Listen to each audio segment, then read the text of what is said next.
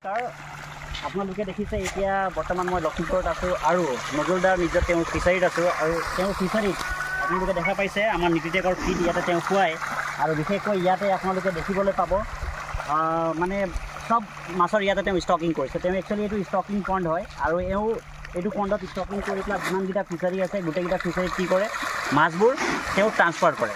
আৰু আপোনালোকে দেখিবলৈ পাইছে মাছৰ বিশেষকৈ মই দেখাবলৈ কিবা কৰিম। আপোনালোকে দেখিছে ইয়াতে মাছবোৰ কেনেকুৱা ধৰণে IMCও আছে, চেন্দা মাছো আছে আৰু কি আছে ইয়াতে কচটো আছে নে? ইয়াতে কচ এইটোত নাই, বেলেগত আচ্ছা কচ নাই, বাকী গোটেইকেইটা ইয়াতে আছে। আপোনালোকে দেখিছে কেনেকৈ ইয়াতে আছে, বেছিভাগ আপোনালোকে ইয়াতে কচা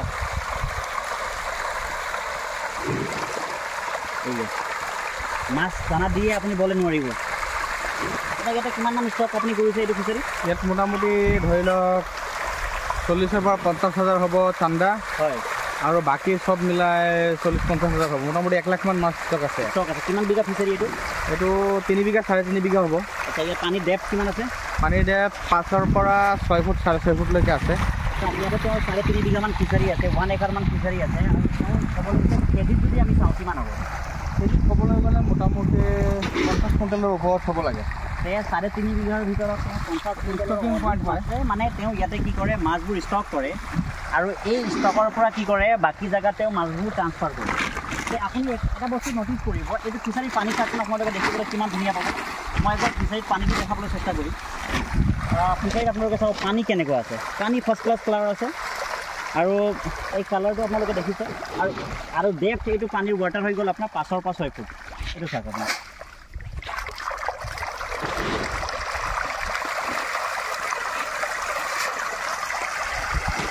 এতিয়া আমাৰ ফিটটো দেখাই দিব পাৰিলে ভাল আছিল।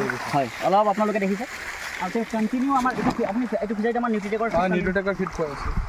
আপুনি কওক, আপুনি এতিয়া যিহেতু ইমান ডাঙৰ ফিচাৰী আপোনাৰ আছে, নিজৰ ফিচাৰীত আপুনি কি পায়? নিউট্ৰিটেকৰ ফিড আমি আজি এইটো যোৱা বছৰৰ পৰাই খুৱাই আছোঁ। এই বছৰটো ফাৰ্ষ্ট ছিজনৰ পৰা নিউট্ৰিটেকৰ ফিড খুৱাই আছোঁ। হয় হয়, মোটামুটি ৰিজাল্টৰ ক্ষেত্ৰত আমি আগতে যিখিনি বেলেগ কোম্পানীৰ ফিড খুৱাইছিলোঁ তাতকৈ যথেষ্ট পৰিমাণে বেছি আমি ফলাফল পাইছোঁ। হয় হয়, আৰু এনেকুৱা আমাৰ আৰু এটা 8-10টা ফিচাৰীত আমি নিজে খুৱাই আছোঁ। হয় হয়, আৰু লগতে বহুত ফাৰ্মাৰক আমি দিছোঁ, আমাৰ চাব ডিলাৰসকলেও লৈ গৈছে, বহুত ফাৰ্মাৰক দিছে। হয়, এতিয়ালৈকে সকলোৱে ভাল ফিডবেক দিছে আৰু যথেষ্ট এটা ভাল ফলাফল আমি এইখিনিতে পাইছোঁ। আৰু আচ্ছা, আপোনালোকৰ পৰা যিকেইটা ফাৰ্মাৰে লৈ গৈছে তেওঁলোকৰ মতামত কি আছে আৰু তেওঁলোকে কেনেকুৱা ধৰণৰ? তেওঁলোকৰ লগত আমি যোগাযোগ কৰিছোঁ। আমি কেতিয়াবা মানে বাহ্যিকভাৱে তেওঁলোকৰ ওচৰত আমি লগ কৰোঁ, কেতিয়াবা ফোনত যোগাযোগ হয়। হয়, সকলোৱে ভাল ৰিজাল্ট দিছে। কিছুমান মানুহে তেওঁলোকে কৈছে যে 1 মাহত যিটো মাছ আপোনাৰ পাৰ কেজিত 12-14টাকৈ আছিলে, সেইটো 1 মাহত 3-4টা কেজিত আহি গ'ল।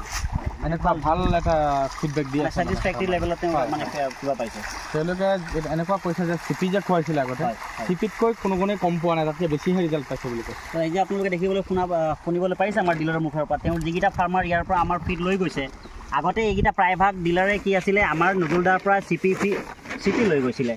আৰু সেই CP হোৱা ফাৰ্মাৰবোৰৰ যিটো মানে ফিডবেক আছে, তেওঁলোকে তাতকৈ উন্নত মানৰ বুলি কৈছে। এইটো আমাৰ ফাৰ্মাৰবোৰ অলৰেডি তেওঁলোকে ফিডবোৰ খুৱাইছে আৰু কোনটো ফুড কেনেকুৱা ফিডৰ ৰিজাল্ট আছে তেওঁলোকে ভালদৰে জানে। এই দানাটো খুৱাই পেলাই যি ফিডবেক পাইছে বহুত ভাল ছেটিছফেক্টৰী ফিডবেক হয়। দাদা এনেকুৱা আপোনালোকে ভিডিঅ' আমাৰ দেখিবলৈ পাব। ঠিক আছে, ভিডিঅ'টো খুব বেছি এটা লম্ব নকৰে, এইখিনিতে ভিডিঅ'টো আমি শেষ কৰোঁ। লগ পাম আকৌ নেক্সট ভিডিঅ'ত, তেতিয়ালৈ জয় হিন্দ।